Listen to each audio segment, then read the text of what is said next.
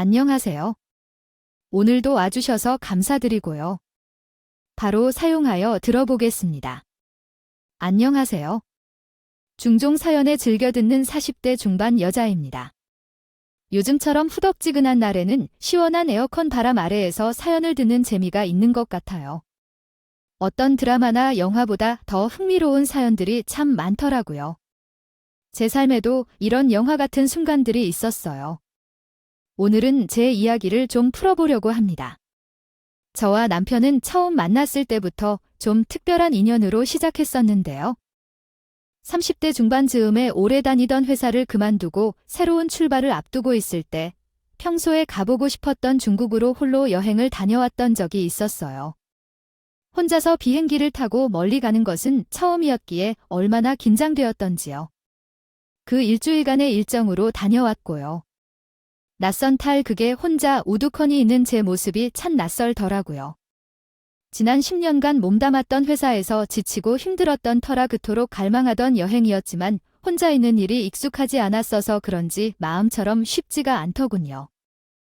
한날은 현지인들 많이 있는 동네에 유명한 찻집이 있길래 그곳에 가보기를 써요.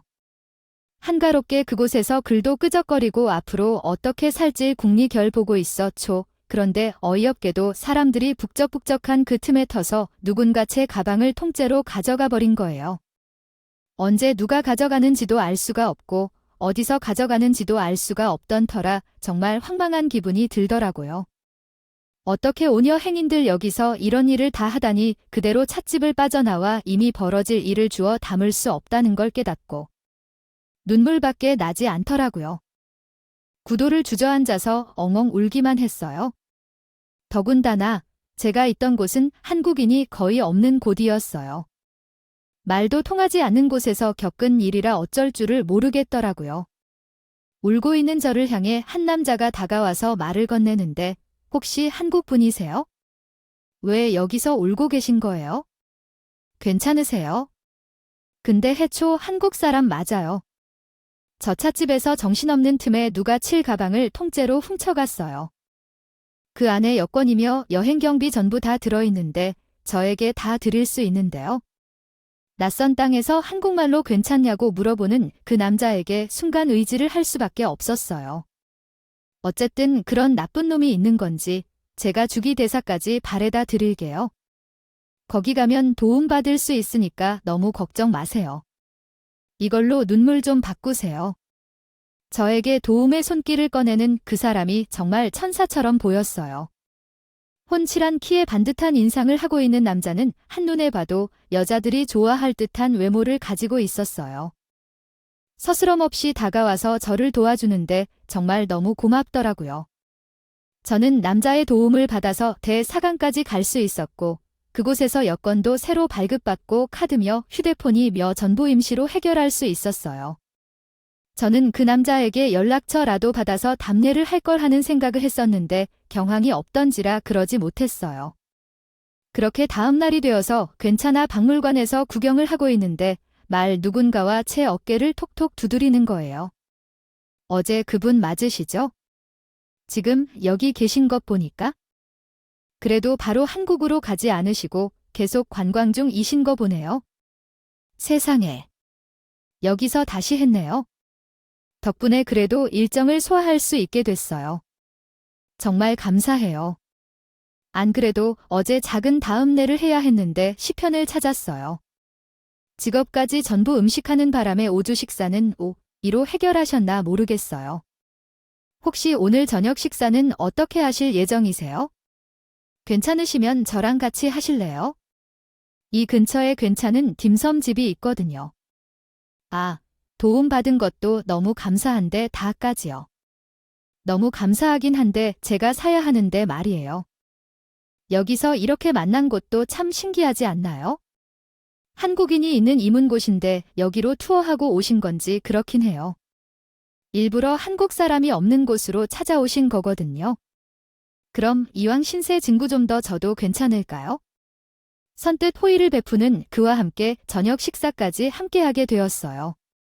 저녁을 먹으면서 이런저런 이야기를 나누는데 남자는 저보다 7살이 많은 사람이었고 이곳에 온 건 고모께서 여기 살고 계시는데 오랜만에 가족들과 모임이 있어서 왔다 더군요. 정말 신기한 건 저는 지방에서 살고 있는데 그 역시 제가 사는 지역이 고향이고 최근까지도 그곳에서 살았다는 겁니다. 제가 사는 곳이 워낙 작은 지역이라 동양 사람을 만나는 게 쉽지 않은데 참 신기했어요. 이런 우연이 또 있나 싶어 여기서 동양 사랑을 만나다니요. 그렇게 바깥에서 만난 사람 중에 총분을 곳 같아요. 너무 신기하네요. 중국에서 만난 서로를 신기하면서요. 그네 맛있게 저녁 식사를 하고 저희는 한국에 무사히 잘 돌아가길 바란다는 말을 남기고 헤어졌어요. 지금 생각해보면 우여곡절이 많았던 첫 해외 여행이었죠. 그의 도움으로 남은 여행 컷을 무리 없이 일정을 소화할 수 있었어요. 한국에 돌아온 후 그 남자는 어떻게 지내고 있을까 궁금한 생각이 들었지만 연락처도 알지를 못하고 어디쯤에 사는지도 알지를 못하니 그저 중국에서의 추억 저편으로 남겨두었습니다. 귀국을 한 지 한 달 정도 지났을까요?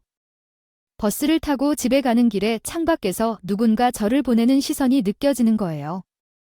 시선을 따라가 보니 중국에서 만났던 교였어요. 저는 다급하게 버스에서 내려 그에게다가 갔답니다. 세상에 이런 우연이 있는 거예요. 여기서 다시 만나서 아니요. 너무 신기해요.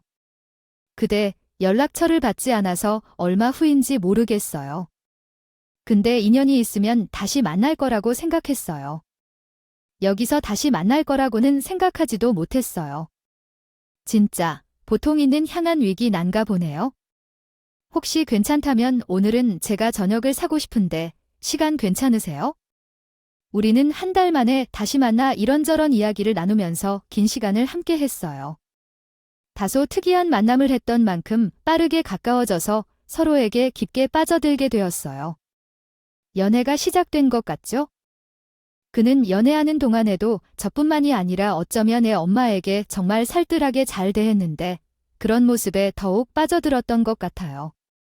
어느 날은 연애 중에 저희 엄마께서 무릎 수술을 하게 되셨는데 다니는 병원이 차로 40분 정도 걸렸어요. 근데 제가 부탁을 한 것도 아닌데 엄마께서 병원에 갈 때마다 그를 모셔다 드리고 모시러 가는 정성을 보였었죠. 일찍이 아버지가 돌아가셔서 그 빈자리가 큰 채로 살아왔는데 그의 다정다감한 모습은 마치 아빠의 빈자리를 채워주는 것 같은 기분마저 되겠어요. 저희 엄마도 요즘 시대의 장모도 아니고 여자친구 내 엄마를 저렇게 살뜰하게 돌보는 남자가 어디 있느냐며 오히려 저희 집에서 결혼을 부추기는 분위기였어요. 종료 그와 결혼하지 않을 이유가 딱히 없었어요. 이 사람을 놓치고 싶지 않다는 마음에서 제가 먼저 결혼 이야기를 꺼내게 되었어요. 엄마는 우리가 빨리 결혼했으면 하는 눈치시던데 오빠 생각은 어때? 오빠다 위주적인 제 생각도 그렇고요. 우리 그냥 후딱 해치울까? 결혼? 아, 내가 먼저 말하고 싶었는데 먼저 말하게 섬이 안 해. 다도도란 결혼하고 싶다고 계속 생각하고 있었어. 근데 자기가 아직 생각이 없어 보여서 말 못하고 있었어. 근데 우리 결혼식은 안 하는 게 어때? 그냥 가족들이랑만 조촐하게 희사오고 말았으면 좋겠소? 결혼식에 들어갈 돈으로 차라리 다른 거라는 게 훨씬 교육적인 꽃 같쳐서 자기 생각은 어때? 저 또한 예전부터 결혼식 같은 건 허례허식으로 정말 불필요하다고 생각했었는데 어쩜 이런 것까지 잘 맞을 수 있나 싶었어요. 저희는 그렇게 결혼식 없이 양가 부모님들만 모시고 식사 자리를 가진 후 그렇게 부부가 되었습니다.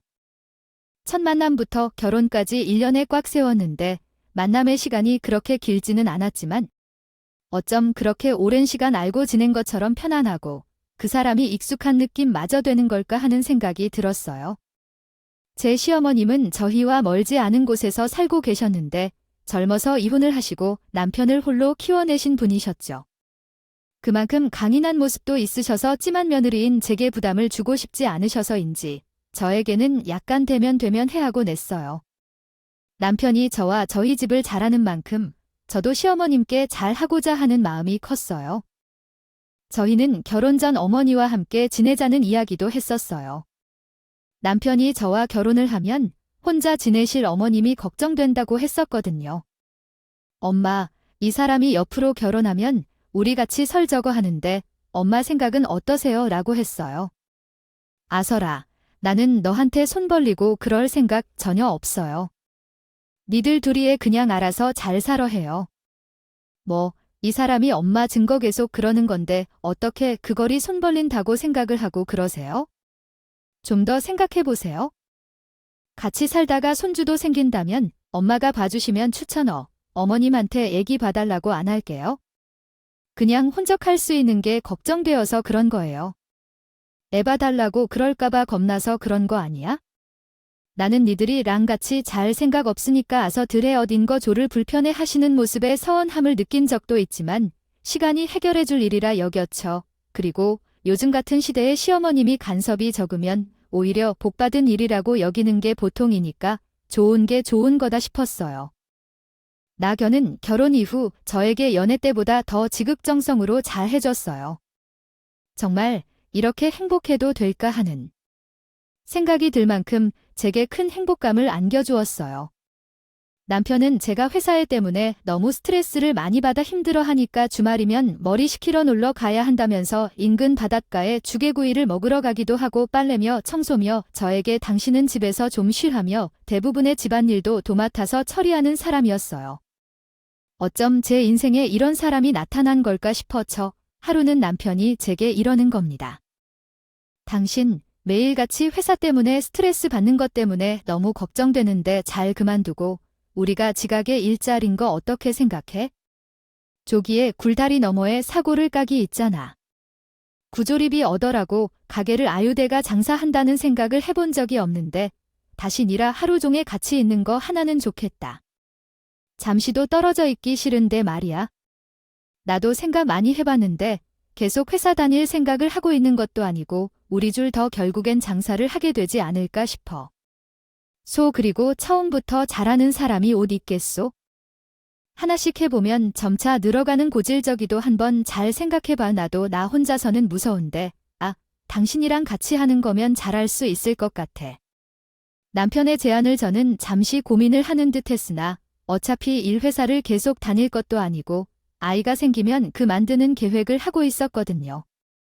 아이가 생기기 전까지 남편이랑 같이 장사를 하는 것도 좋을 것 같다 싶더군요. 그렇게 우리 두 사람은 있는 돈을 모아서 사거리에 자리가 난 그곳에 작은 치킨집 하나를 살게 되었어요. 장사를 시작하면서부터 우리는 하루 24시간 내내 붙어 있었어요. 제가 닭을 튀기고 남편은 홀서빙을 하는 날도 있었고 금방 날도 있었는데 하루 종일 같이 써도 할 발이 끊이지 않고 내내 조잘조잘 얼마나 떠들어 드는지요. 일하는 날, 듣는 뇌도 함께 있는데도 처음 싸울 일이 없는 게 신기했어요. 처음 해보는 장사인지라 뒤 더 허둥지도 실수를 연발하게 되지만 저녁에 맥주 한잔 하면서 우리 아까 참 묶였다. 그치? 하면서 웃고 넘어가는 것도 재미났었죠. 저희가 떨어져 있는 날이라 곤재가 아주 가끔 친구를 만날 때 말고는 없었어요. 한 친구는 저에게 이런 말까지 했어요. 그렇게 하루 종일 있으면서도 오빠 하면서 남편이 좋아. 나 같으면 하루 10번도 넘게 썼을 것 같은데 너도 참 대단하다. 그리고 요즘 그런 남자가 어느 정도 잘생겼지 와이프밖에 모르지?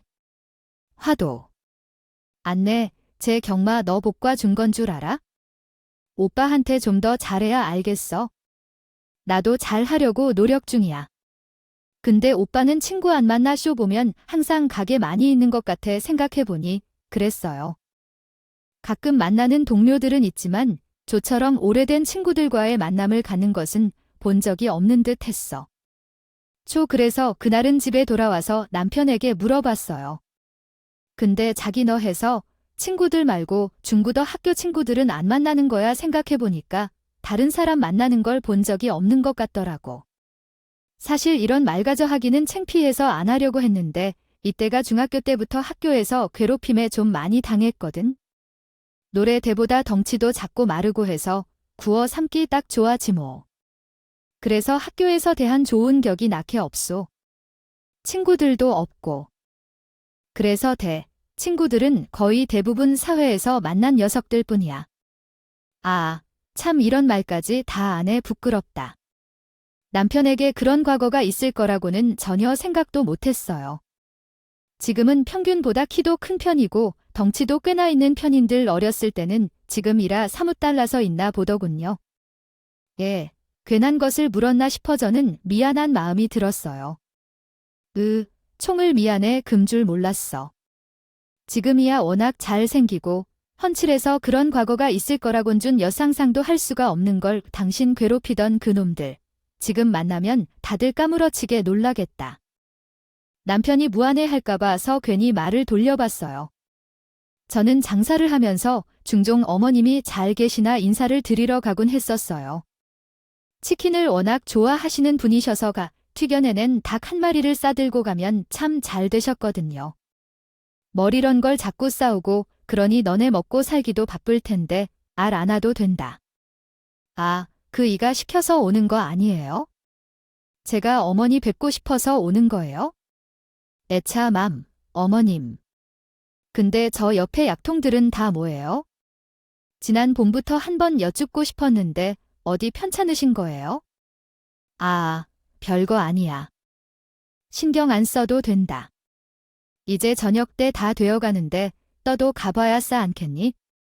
얼른 들어가 봐에 제 물음에 어머님은 괜스레 약통들을 쑥 지으면서 체계 가게로 가보라고 하시더군요. 그녀 어디 편찬을 쉬면서 조이들이 걱정할까봐 말을 아끼시는 듯 보였어요. 평소에 두통을 달고 사시는 분이라 진통제를 드시 나보다 싶었어요. 대수롭지 않게 여겨쳐 그리고 얼마 지나지 않아서 가게가 점차 자리를 잡아가고 저희 둘이 장사를 이어가기에 조금 버거웠어요. 알바생도 고용하게 되어 정신이 없이 지났어요. 초 몇 달 정도가 지나자 어머님께 너무 소홀했던 것 같아서 전화를 했는데 전화를 받지를 않더라고요. 무슨 일이 있으신가 싶어서 집으로 찾아갔죠. 조인적으로 눌러도 답이 없어서 문을 두드려 봤는데 옆집에 사시는 분이셨나 봐요. 아이된 며느리신과 반대로 어머님이 통 전화를 받지 않으셨어요. 근데 지금은 안 계신 거예요. 원래 초인종을 누르면 바로 나와 보시는데 아닌가 봐요. 어쩌면 우리가 시어머니 상황을 모르는 것도 있나 봐요. 벌써 한 달이 됐을 텐데 2층에는 다른 사람이 살고 있다는데요. 이사를 하셨다고 하더라고요. 어쩌다 보니 급하게 나가셔서 어떻게 해둡시다가 새로운 데로 어떻게 이사를 가시겠나요? 하긴 이사 가기 전까지는 말이 많았지만 달라진 게 없었네요. 그러다 이사할 곳을 몰라서 못 물어봤다는 게 걱정이더라고요. 어디론가 이사가는 어머니 소식을 듣고 남편에게 급하게 전화를 한 마음이었습니다. 혹시 남편은 전화를 받지 않았을까 하면서요. 그랬더니 남편도 우리 어머니 이사 소식은 처음 듣는다며 깜짝 놀랐어요. 아마도 우리가 어머니를 소홀히 대해왔나 봐요. 어떡하지, 어디로 가신 건지 전혀 상상도 못해요. 아마 어디선가 찾을 수 없는 새로운 곳에 계실 거라고 생각해요. 고수를 가셨을 거요? 뭐, 그게 무슨 말이야? 남편은 무언가를 알고 있는 듯한 맞췄어요. 그리고 이어서 남편이 하는 이야기에 너무 놀랐어요. 당신도 엄마가 집에서 약통 잔뜩 있는 것 봐서 바이지에 사실 엄마고 오래전부터 훌증이랑 피해망상으로 병원에 꽤나 오래 다니셔도 꽃은 당시 나한텐 창피해서 말하지 못했었는데 아버지한테 폭력을 당하셨어. 내가 어릴 적에 집에서 도망가셔서 지금을 살아 계신지 돌아가셨는지도 알 수 없지만 아무튼 그래서 당신이 엄마 집에 가도 그렇게 좋아하는 눈치는 않으셨을 거야. 아마 당신이 엄마를 해치려 한다고 엄마 늘 생각하고 있으셨을 테니까. 누구든 자기를 때리거나 분리적으로 아프게 할 수 있다는 망상이 심하셨어. 그래서 나도 엄마 집에는 최대한 차를 안 가려고 쏘수어 어떤 상태에 진지 알고 있으니까 남편 이야기를 들으니 그동안 저에게 왜 그렇게 되면 하셨는지 이유를 알겠더라고요. 그 불안했던 눈빛들에는 전부 이유가 있었던 거구나 싶었죠. 수사람이 오래전부터 겪었을 고통을 생각하니 가슴이 먹먹한 기분이었어요. 그럼 어머님 명령 돌아오지 않으시는 건 아니겠지? 글쎄, 두고 봐야겠지? 그 너 어디에 돈발이 계시고 계실 거야? 스스로 국보게 되어 내지가 강한 분이셨거든 어머님의 그 많은 약통돌에 보면서 전 그렇게 무심했을까 싶었어요. 저의 호의가 누군가에겐 악으로 느껴졌을지도 모른다는 생각에 참 죄송스러운 마음이 되기까지 했었죠. 그리고 부디 연락이라도 한 통 주셨으면 하는 바람뿐이었어요. 어머님이 그렇게 소리소문 없이 로부터 잠수를 타버리신 이후 남편은 참 많이 힘들었어요. 자기는 그 모든 걸 알고 있으면서도 어머님께 잘하지 못했다는 죄책감의 밤이면 술을 기울이면서 눈물을 보이는 날이 많았죠. 그 이후 3년의 시간이 지났어요. 저희는 그 동네에 완전히 자리를 잡았고 지금까지 채용을 해가면서 장사를 하고 있었어요. 직원들을 고용하면서부터 남편과 제가 번갈아가면서 쉬기도 하고 이번보다는 개인 시간을 많이 보내면서 지내고 있었고요. 결혼한 지 또 3년이 넘게 올랐어요. 아무래도 남편이 나이가 있는 편이라 아이를 빨리 가지고 싶었는데 생각처럼 아이가 쉽게 찾아와 주지 않더라고요. 아이에 대한 조급함에 가지고 있던 책에 남편은 이런 말을 하더라고요. 다도 당신 꼭 닮은 아이가 하나 있었으면 좋겠는데 너무 조급하게 생각하지 말자. 우리끼리만 행복하면 그만이지. 당신 몸 상해가면서 임신할 생각은 하지 않았으면 좋겠어요. 수정관이니 뭐니 하는 고여자 몸이 얼마나 많이 상하는지는 당신도 알고 있지?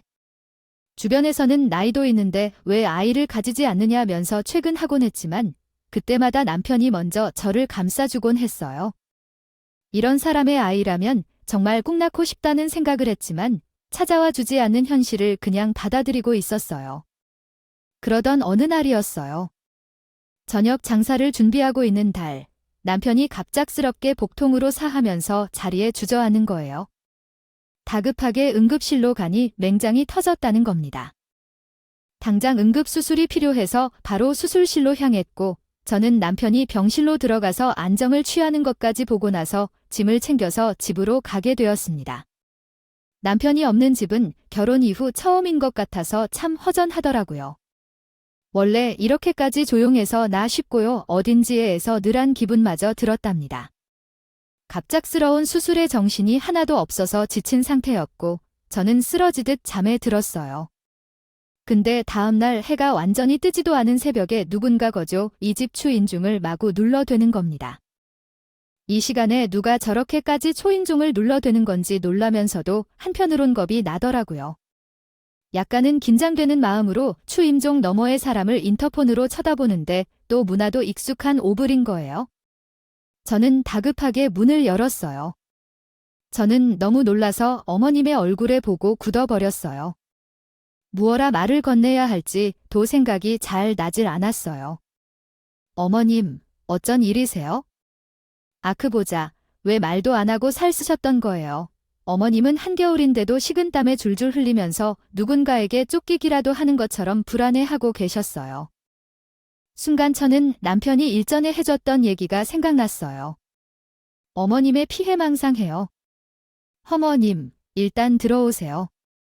그리고 저 절대 어머니 해치지 않아요. 제가 왜 그러겠어요? 어머님, 절대 아프게 하잖아요. 안으로 들어오시라는 제 말에 무시하신 채 계속 주변을 두리번거리면서 손에 벌골대며 즉 무언가가 잔뜩 들어보이는 검정 비닐봉지를 주시더라고요. 저는 대화할 새도 없이 저에게 이 말만 남기고 홀연히 떠나신 거예요. 허연, 이거 받아. 그리고 아무도 없는 곳에서 열어봐. 그동 진짜 얼굴은 따로 있어? 그리고 여기 있으면 안 돼. 여기 더 오래 있을수록 네 목을 조여올 거야. 가능한 빨리 도망쳐. 너무 무시무시한 말을 하고 떠난. 어머님 때문에 저까지 손이 달달 떨리더라고요. 지금 이게 무슨 일인지 상업하게 잘 되지 않았어요. 저는 집을 들어가서 어머님의 말대로 문을 이중 작품 한 채에 떨리는 손으로 봉지를 열어보았어요. 그 봉지를 여는 순간 저는 너무 놀라서 소리를 질렀었어요. 봉지 안에는 각종 사진 같은 것들이 잔뜩 들어있었는데 남편의 실치가 들어있었어요. 봉지 속 사진들은 남편의 결혼사진이 들어있었는데 제 사진을 비롯해서 처음 보는 여자들과 다정하게 찍은 사진이 있었어요. 그것도 4명이. 하여 남편은 훤칠하고 매력적인 외모를 가지고 저에게 베풀었던 것처럼 다른 여자들에게도 호의를 베풀었으면서 접근해 왔더라고요. 제가 이 사실을 모를 수밖에 없었던 이유는 그 전에도 혼인신고를 하지 않고 사실혼 관계를 유지해 왔기 때문에 그랬던 거죠. 좋아요. 결혼할 때 결혼식을 거절한 이유도, 혼인신고는 나이가 생기면 그때 하자고 했던 것도 다 이런 이유로 그랬던 거였어요. 동지 안의 내용물을 읽어낼 때마다 경험을 금할 수 없었어요.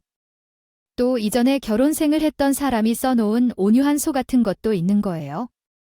남편은 알고 보니 저와 연애를 하는 동안에도 계집질을 하면서 돈을 버느냐 같이 웃고 사람 목숨까지 위협하는 조폭 같은 인간이었어요. 게다가 청소년기에는 학교폭력 가해자로 소녀까지 다녀더라고요. 저에겐 자신이 피해자라고 했었지만 사실은 본인이 빌연법을 가해져 어떻게 보였죠. 그것도 모자라서 남편이 정관수술을 일 기록도 들어있었어요. 그리고 거기엔 시무가 써넣은 쪽지가 한 장 있었는데 남편이 이런 모든 증거들을 시어머니가 사는 집을 갖다 나서 가지고 올 수 있었다며 전부 다 진실이라고 하더군요. 정말 경악에 경악이 없고 식은땀이 줄줄 나면서 사지가 떨렸어요. 저는 저의 짐을 손에 잡히는 것만 챙겨서 친정집으로 도망을 갔어요. 한시라도 그 집에 더는 있을 수가 없겠더라고요. 친정집에 와서 바로 접근 금지 신청을 했어요. 그리고 얼마 있다가 모르는 번호로 전화가 오더군요. 받을까 말까 고민을 하다가 어렵사리 받게 된 전화기 너머의 목소리는 검은 봉지를 주고 호련히 떠난 심었어요. 너 지금은 도망친 거지. 그 집에 없는 거지. 사초 애초 지금 친정집으로 도마봤어요. 어머니의 이 모든 상황이 너무 혼란스러워요. 그동안 너한테까지 말 못해서 정말 미안하다. 나도 얼마나 속이 타박해는. 지워. 그 놈이 자기 과거를 너한테 다 밝혀주면 나를 가만 안 두겠다고 위협을 하는데 하는 꼴이 고지애비란 꼭 닮았어. 그 인간 뜬 날에게 그랬었거든. 근데 어찌 너랑은 좀 오래 산다 싶긴 했어. 원래는 키로 10년이고 6개월도 안 돼 씻긴 본 모습이 나와서 칼나섰는데 말이다. 그리고 니들처럼 결혼할 때 나 모시고 산다 그랬어. 짜니, 그 놈이 나한테 먼저 와서 같이 산다고 하면 확 없애버리겠다고 으름장을 놓는데. 어차피 내가 무서워서 같이 살자고 하지도 않았을 거지만 걔가 그런 인간이야. 그 놈이 아마 나를 정신병자로 만들려는 다른 여자들한테 돈을 그렇게 왔어. 내가 먹는 약들이 무슨 정신과 이야기라고 하며 나를 그냥 병원에 있어? 할 사람으로 취급해 썼거든. 그 약들, 그놈 때문에 생긴 풀 한 장이 불면증으로 먹는 약들이 인데 말이야. 너한텐 절대 안 그러겠다고 하는 말도 처음부 믿으면 안 돼? 그것도 다 거짓말이야. 절대 그 놈이 하는 말에 휘둘리면 안 된다. 사실 제가 가장 혼란스러운 건 누구의 말이 맞는지 모르겠다는 거였어요. 어머님이 지금 정신이 아프셔서 책에 거짓말을 하는 건지 남편이 저에게 거짓말을 해 어떤 건지 머릿속이 복잡했어요. 누구도 믿을 수가 없었죠. 하지만 제가 봤던 그 사진들까지 거짓말을 하고 있지는 않겠다 싶었어요. 어머님의 말이 모두 사실이라면 그토록 제 눈치를 봤던 것들도 이유가 전부 드러나게 된 거겠죠. 대체 무엇 때문에 이렇게 결혼 생활을 하려 했던 건지 알다가도 모르겠는 거예요. 자기 엄마를 정신병자 취급까지 해가면서 저와의 관계를 붙잡고 싶었던 걸까요? 남편은 제가 짐을 싸서 도망쳐 온 걸 알게 되고 친정까지 찾아와서 조에게 우애를 풀고 싶다고 하는 겁니다. 겨버날은 그렇게 오래 같이 있었으면서 나름 믿으고야? 내가 말했잖아. 우리 엄마 정신과 치료를 받고 계신다고. 자기가 위협받고 있다고 생각하면서 늘 그렇게 거짓말을 달고 샤워 당시엔 나랑 얼굴 좀 보고 얘기해. 저는 누구의 말도 믿을 수 없었기에 봉제 안의 내용들을 전부 하나하나 확인해 보기 시작했어요. 저 혼자서는 살 엄두가 나지 않아서 다급한 마음에 흥신소 직원에게 의뢰를 하니 금슬 사실인지 아닌지 확인이 되더군요. 어쩜 이렇게 쉽지 않은 희생을 사셨는지 몰라요. 소년원 출신이고 그 이후에 고등학교를 졸업하지 못했네요. 중줄로 할 수 있는 일이 많지는 않았던 모양이라 허망한 곳에 발을 디딘 것 같아요. 병원 기록을 보니 전갈 수술한 것도 사실이고요. 첫 번째 결혼 생활은 이미영 식구와 7개월 동안 지냈는데 아이 쭉 연락을 해보니까 술만 마시면 사람을 그렇게 욕하고 존을 올리는 것 같아 보여요. 나머지 3명 시험하게 제대로 안 되어 있네요. 그리고 출국 기록을 살펴보니까 중국 쪽으로 좀 자주 다녔네요. 이 정도 기록이면 아마 범죄에 연루되어 있을 가능성도 배제할 수 없을 것 같은데 이건 경찰이 아니면 파악하기 힘들 것 같아요. 그리고 의뢰해 주신 그 약은 불면증과 불안장애 개선을 위한 것이 맞아요. 시어머니가 신 말씀하시고요. 사실이네요. 아참, 근데 이 지역 출신인 분은요? 아니에요. 분명 처음 만났을 때는 책의 동양 출신이라고 그랬었는데 도대체 어디까지가 조약에 꾸며낸 말인지 모르겠더라고요. 모든 사실을 알게 되자 정말 내가 그동안 누구랑 같이 살았던 건지 알 수가 없고 혼란스러워졌어요. 초지가 매일 가지 봐왔던 그 사람은 도대체 누구였으며 저를 어째서 그렇게나 감쪽같이 소개했는지 그 이유를 찾아온 남편에게 모든 사실을 알게 되었으니 거짓말은 더 이상 하지 말아달라고 했어요. 여보아, 미리 말하지 못해서 정말 미안해. 내가 전에도 한 번 말한 적이 있잖아. 우리 아버지가 안 좋은 모습을 많이 보셨다고. 내가 그 꼴을 보고 살아서 그랬던 거야? 너도 피해서 요조 말이여. 그대, 나 정말 그 생활 다 청산했고 당신한테 내가 남편으로서 최선을 다했다고 생각해. 그리고 당신은 이전에 만났던 여자들이랑 정말 달라. 그럼 내가 본 것들이 전부 사실 맞다는 것을? 근데 정관 소스는 대체 왜 할 거야? 그러면서 아이를 바라는 초 구매 안 가고 그리고 당신 후에 나랑 동양이라 그랬어. 나 같은 사람은 더 이상 태어나 자는 게 맞다고 생각했어. 그래서 그런 것을 아무도 없었소. 그리고 당신은 나한테 사랑이 뭔지 알려준 사람이야. 나 정말 그 전 사람들한테 네 이런 감쪽 느껴보지 못했소. 다시 만나고 정가 스스로 한 것도 정말 많이 했소. 그리고 중국에서 당신 처음 봤을 때 잘해보고 싶은 마음에서 거짓말 한 거야? 당시 찾고 싶어서 여기를 내려온 거고.